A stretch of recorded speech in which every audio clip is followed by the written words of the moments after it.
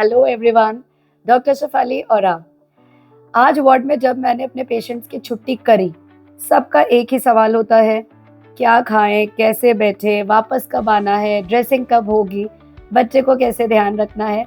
तो मैंने सोचा इसी पे एक वीडियो बना देते हैं कि जब भी सिजेरियन के बाद में पेशेंट डिस्चार्ज होता है तो उनके सबसे कॉमन 10-12 सवाल कौन से होते हैं, ताकि वही वीडियो देख करके वो संतुष्ट हो जाएंगे। आज मैंने उनको भी यही बोला कि डेली इतनी बातें मैं बताती हूँ कि खुद भी कुछ रह जाती हैं और कुछ आप पूछना भूल जाते हैं, तो ये वीडियो आपके लिए है।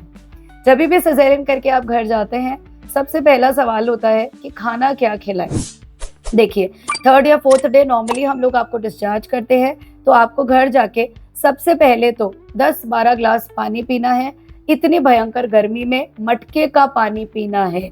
मटके के पानी के साथ आप दिन में 3-4 बार गर्म पानी अजवाइन का, जीरे का, इलायची का पी सकते हैं। लेकिन ठंडा पानी नहीं पिएंगे मटके का तो आपको डिहाइड्रेशन होगा। वो गर्म पानी पूरे दिन में 10-12 ग्लास नहीं पाएगा, जिसकी वजह से नीचे लोअर एब्डोमेन में पेन होगा, यूरिन इन्फेक्शन होगा और आपको बहुत ज्यादा डिहाइड्रेशन और गर्मी होगी, जिसकी वजह से आपका ब्रेस्ट मिल्क भी कम बनेगा। तो फर्स्ट इज हाइड्रेशन। सेकेंड, क्या हम खट्टा खा सकते हैं?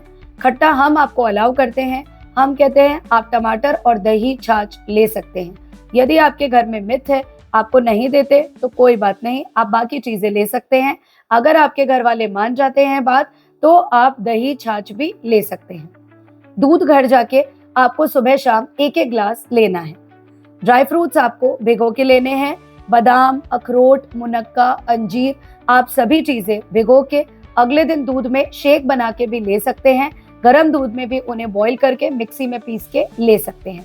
डिलीवरी के 3 दिन बाद ही, जी हाँ, सिजेरियन के 3 दिन बाद ही आप ड्राई फ्रूट चालू कर सकते हैं, भीगे हुए दूध में मिक्सी करके। फिर फ्रूट कौन से खाने हैं? फ्रूट आप इमीडिएटली एप्पल, अनार, ये खट्टे फ्रूट मत लीजिए। ऑलरेडी आपको बहुत ज्यादा एसिडिटी है क्योंकि एंटीबायोटिक्स चलती हैं, तो आप मीठे ठंडे फ्रूट लीजिए। आप केला, चीकू, तरबूज, खरबूजा, अंगूर, ये सभी ले सकते हैं। बहुत ज्यादा संतरा, सेब, अनार के पीछे मत पड़िए। ठंडे फ्रूट यदि आप 1-1 लेंगे तो पेट भी ठंडा रहेगा, कॉन्स्टिपेशन भी नहीं होगा, विटामिन्स भी मिलेंगे, क्योंकि आमतौर पर हमें फ्रूट्स के लिए मना किया जाता है। फिर आता है कि हम सब्जियां कौन सी ले सकते हैं और हमें डाइट क्या लेनी है। तो आप डाइट में चपाती, जो कि आपको दोनों टाइम लेनी है, 1 कटोरा भर के पीली मूंग की दाल लेनी है। सब्जी अगर आपको ऐसे अच्छी नहीं लगती, आप दाल में ऐड कर लीजिए, जो कि पालक की। इसके अलावा आप टिंडे ले सकते हैं, लौकी ले सकते हैं, खीरे की सब्जी ले सकते हैं। इस तरह की हरी सब्जी से फाइबर भी मिलेगा, कॉन्स्टिपेशन रिलीव होगा और आपको विटामिन्स भी मिलेंगे। ये सारी सब्जियां आपको लेनी हैं। फिर आता है बात कि कैसे ले। नमक, हल्दी, हींग, जीरा, काली मिर्च, ये सभी चीजें डाल के 1 चम्मच घी में आप ये चीजें ले सकते हैं। तो इस तरह से आपकी डाइट में नमक, सारे स्पाइसेस, ताकि आपका पेट साफ रहे, और चपाती, दाल होनी चाहिए। फिर क्वेश्चन आता है कि हमें नहाना है कि नहीं। नॉर्मली आजकल सब अस्पतालों में वाटरप्रूफ ड्रेसिंग की जाती है, तो आप घर जाके इतनी गर्मी में आराम से डेली नहा सकते हैं। आपको स्टूल पे या चेयर पे बैठ के नहाना है, ताकि टाकों में आपको दर्द नहीं होगा। यूरिन और मोशन भी आपको वेस्टर्न टॉयलेट में या कम्बोर्ड पर जाना है तो इजीली पास हो जाएगा और आपको पेन नहीं होगा।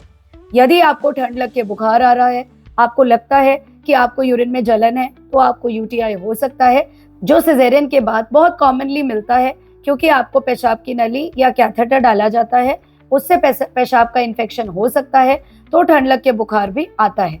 अगर ऐसा कोई लक्षण दिखे, अपने डॉक्टर को जरूर दिखाएं। यदि आपको अपनी पट्टी गीली लगती है, उसमें कोई डिस्चार्ज आता है, तो भी डॉक्टर को इमीडिएटली दिखाना है, ताकि आपकी पट्टी चेंज हो सके। फिर आप पूछते हैं कि बच्चे को कैसे नहलाना है। तो जब तक कि बच्चा 7-8 दिन का नहीं होता, आपको बच्चे को सिर्फ स्पॉन्ज कराना है, उसे सिर्फ ब्रेस्ट फीड कराना है। यदि ब्रेस्ट फीडिंग इनएडिक्वेट है, पूरी नहीं आती, तो साथ साथ में फॉर्मूला फीड देना पड़ेगा। बच्चे को धूप नहीं दिखानी। अभी 50 डिग्री में यदि बच्चे को आप धूप दिखाएंगे, डिहाइड्रेट हो जाएगा। उसे आराम से कमरे में रखना है। फिर कम से कम 28 डिग्री पे आपको एसी में रखना ही रखना है, क्योंकि जितनी भी डिलीवर्ड पेशेंट आ रही हैं, पसीने से तरबतर, डिहाइड्रेटेड, सारे बॉडी पे उनके दाने हो रहे हैं, अलाइयाँ हो रही है, बच्चे के भी। यही गलती करती हैं कि हम पंखा भी धीरे चला रहे हैं, कूलर भी नहीं चला रहे, तो हम उन्हें यही समझा रहे हैं कि 28 डिग्री टेम्परेचर तो चाहिए ही चाहिए। तो आप आराम से एसी में रहिए या कूलर में रहिए, लेकिन एक ठंडक भरे प्लेजेंट एटमॉस्फेयर में रहना है, नहीं तो आपको दाने हो जाएंगे, बच्चे को भी बहुत सारा रैशेस हो जाएगा, डिहाइड्रेशन होगा, बच्चा दूध ढंग से नहीं पिएगा। फिर बात आती है कि सोना कितना है। सोना आप भरपूर सोइए, सीधे सोइए, करवट लेके सोइए, तो आपको स्टिचेस में दर्द नहीं होगा। आप बेल्ट लगा सकते हैं। आप एक छोटा कुशन अपने टांकों के ऊपर रख के फिर आप धीरे धीरे बेड से उठिए, और चलने में भी आप कुशन का प्रेशर दे सकते हैं यदि आप बेल्ट नहीं लगाना चाहते, ताकि आपको टांकों पे सपोर्ट मिलेगा और आपको पेन कम होगा। फिर वो पूछते हैं कि बेड से अपने आप उठना है। बिल्कुल, आप करवट लेके धीरे धीरे बेड से अपने आप उठिए, टॉयलेट तक अपने आप जाना है। एक बार को आपको चक्कर आ सकता है, आप बेहोशी की हालत में हो सकते हैं, तो आपको 2-4 दिन सपोर्ट की जरूरत है, फिर आप अपने आप उठ के टॉयलेट में जा सकते हैं। फिर पूछा जाता है कि यदि मोशन नहीं हो तो क्या करना है। तो नॉर्मली 3rd-4th डे यदि आपको लगता है कि मुझे बिल्कुल भी मोशन की इच्छा नहीं है, तो इनिमा लगवा के चले जाइए घर पे, और अदरवाइज हल्का आपको लगता है कि नहीं मुझे लग रहा है कि आ जाएगा मोशन, तो 2 दिन आप अच्छे से दाल, सब्जी, चपाती ये सब खा के देखिए।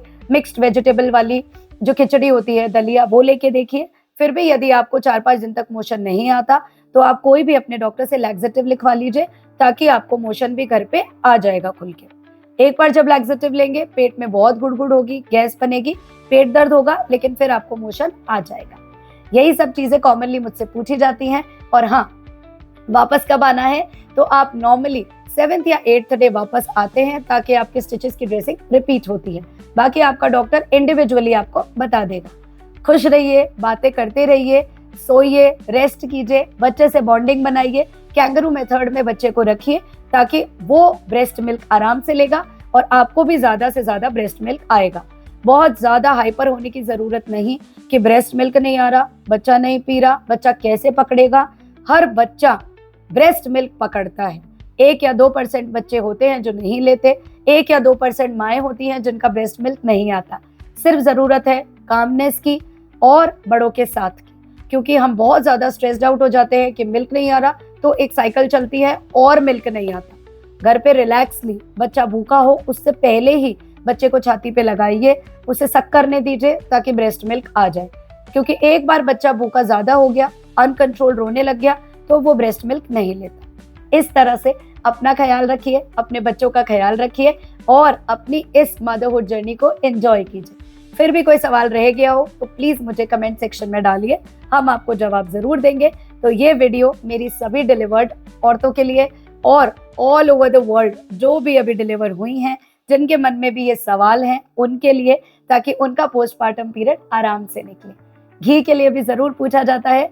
डिलीवरी के तुरंत बाद, सिजेरियन के 3-4 डेज के बाद 4-5 चम्मच घी चालू कीजिए। 15 दिन के बाद में इस क्वांटिटी को 7-8 चम्मच कीजिए, फिर और बढ़ा लीजिए।